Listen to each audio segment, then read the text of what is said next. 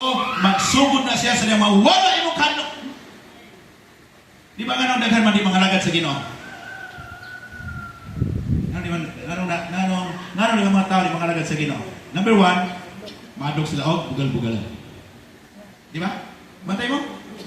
O nga nung di magkamusir sa polo sa Ginoo sa imong classmate, sa imong office mate. Nadlok ka. Fear. Fear man na. Di ba? Oh, fear man na. Huh? So muna siya, no? Fear, hadlok. May mga tao din sa mga lagad sa iyo, mahadlok, bugal-bugalan, hadlok, ibuli.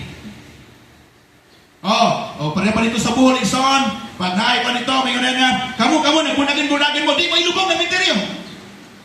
Sa po'y nasuot sa utok at ang bunadin, ingon po siya ka, o di may ninyo ilubong anang misteryo pag mamatay, may kamoy, bawag sibot. Kamu po yung bawag sibot, nangamatay namin. Fear.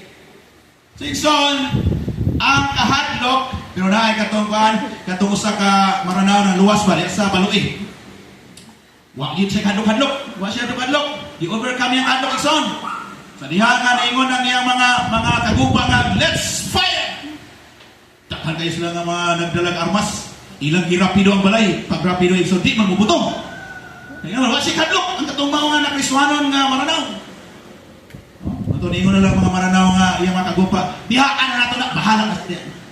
Ngayon man, doon na siya pagtuo sa Ginoo, wala iyang hadlok. Mawala iyong hadlok, pagtuo, musugod na pagtuo. O ikaw, tabagan ka sa Ginoo, doon na kayo pagtuo sa Ginoo. Amen! Importante na doon yung pagtuo, amen! Pagpatunog pagtuo yun, wala ay mong hadlok. Wala ay mong hadlok. Hallelujah! Praise God. So, human to overcome. Ato nga tumanon ang sugod sa Dios. Praise God. So we must silence the voice of anxiety. Ato nga pahilumon ang kabalaka. Ato pahilumon ang kahadlok. Ato pahilumon ang mga butang nga di maayo sa atong kinabuhi. Atong dawaton ang unsay sugod sa Dios. Atong buhaton unsay gusto sa Dios. Amen. Praise God. Hallelujah. Then the challenge of priority. This is verse 13. Atong basaw balik ison ang 1 Kings chapter 13. 1 Kings 17 verse 13.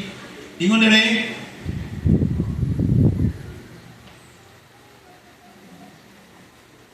Go and prepare. Go. Do as ye have said, but make me small cake first. Okay? First, and bring it to me. And afterward, make some for yourself and your